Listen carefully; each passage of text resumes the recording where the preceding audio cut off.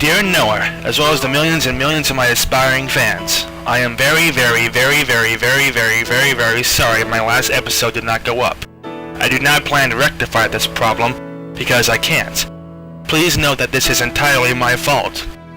But if there's anything we should take away from this situation, it is that COD is indeed shit. Again, very sorry. That being said, please enjoy this video.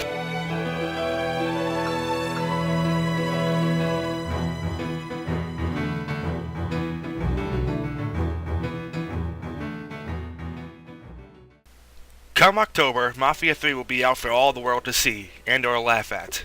A game that is about the abolishment of the mob, rather than the rise of it, much to the dismay of many of the series' fans. I guess it wouldn't be the first time the fans of a franchise were against the evolution of that franchise, but at least they still had this game to get their kicks in. Goodfellas, Godfather, Scarface, we've all seen it before, ladies and gentlemen, and if you're like me, you can't get enough of it. And yet still, you won't see me judging a game by a trailer based on irrelevant information instead of more pressing questions like, will it actually be engaging and fun this time, rather than over-brooding and reliant on its story, granted a very good story at that?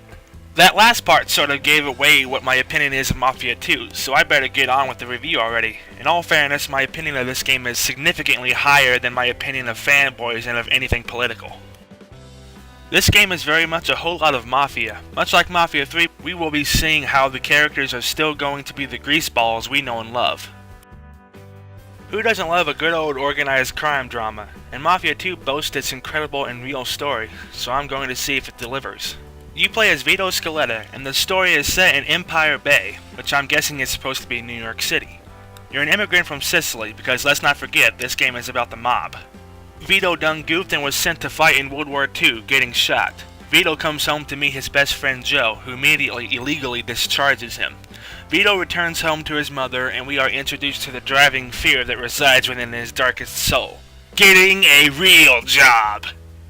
As good a fear as anything, I suppose. Who wants to have to deal with the daily grind when they can be Scarface? His mother talks to him about going to work at the docks, but Vito wants nothing of it. He'd be damned if he ever catches a decent earned paycheck in his life. Vito is just fixing to learn a cold, hard lesson of crime does not pay.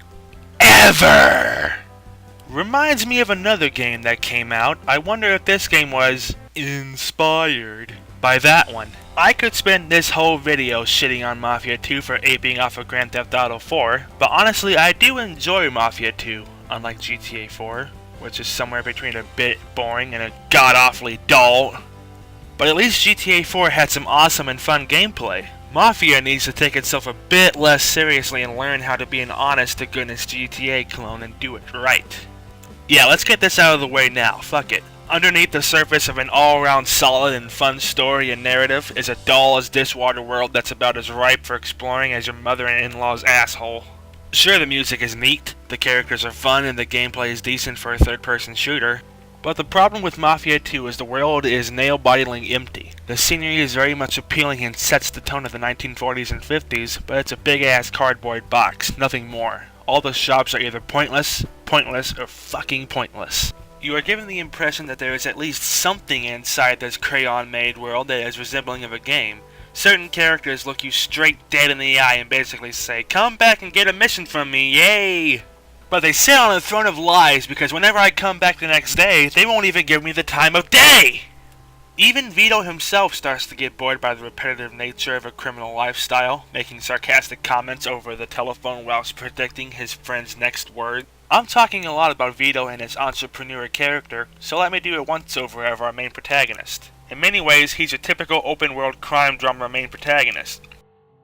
But in other ways, he's quite likable. All I need to do is just show you this line, and you'll get the point. You know something, Carlo? For the last 10 years, all I done was kill. I killed for my country. I killed for my family. I killed anybody that got in my way. But this one's for me. Fuck you. Fucking prick. Joe gets Vito into various different shenanigans throughout the game. The guy is a bit of a psychopath, you see. Quick to violence and driven by anger and power. He shares one similarity with Vito, in that they're both hungry for success. Vito is far more subtle than Joe, despite not always being a beacon of smart thinking himself, like the time a dude pulls a shiv on him and he proceeds to slit his throat, plunge it into his skull, and leave him at the scene. Philosophical differences like these are what get the duo into trouble. Right, I think that's all I need to talk about with the disheartening amount of game in this game. Let me switch gears into the story, which is the part the fanboys watching this have probably wanted me to gush about the whole time. Joe finds his friend various jobs around the city for a while that include robbing and shooting up a gang of people this game's characters refer to as spooks. Oops, I almost made a pointless PC criticism there. I need to wash my mouth out with soap. Excuse me for 1 second.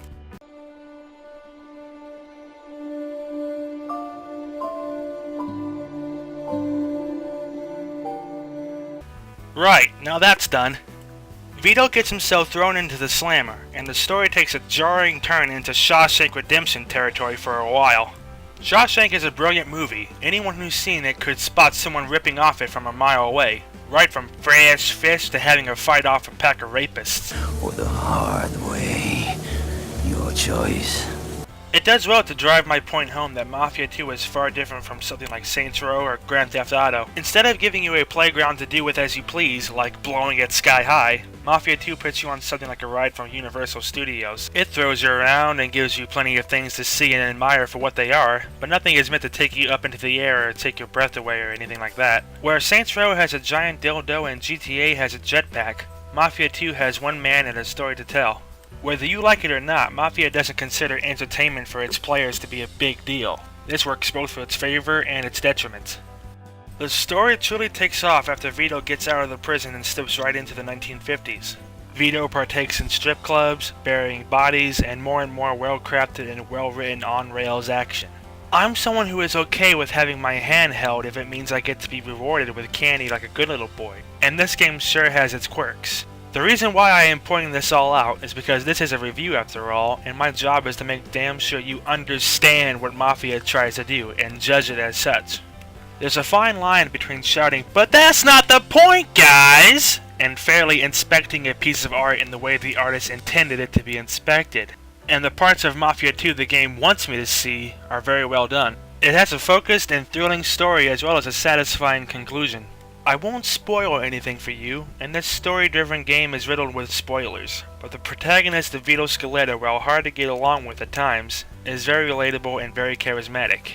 His partner Joe, while a borderline sociopathic womanizing nutjob, has clear and considerable motivations, so that when he does fly off the handle, we understand him, and we understand Vito's attempts to protect his friend, rather than just leaving him to the wolves like he maybe should. The dynamic duo between these two, as well as the calculated and practical Henry Tomasino, drive the narrative into being one worthy of enjoying.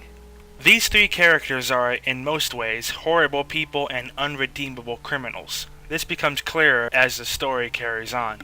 But one thing about stories is, sometimes, although it might seem cliched, they can become your stories, your Vito, your Joe, and your Henry, if they are done correctly.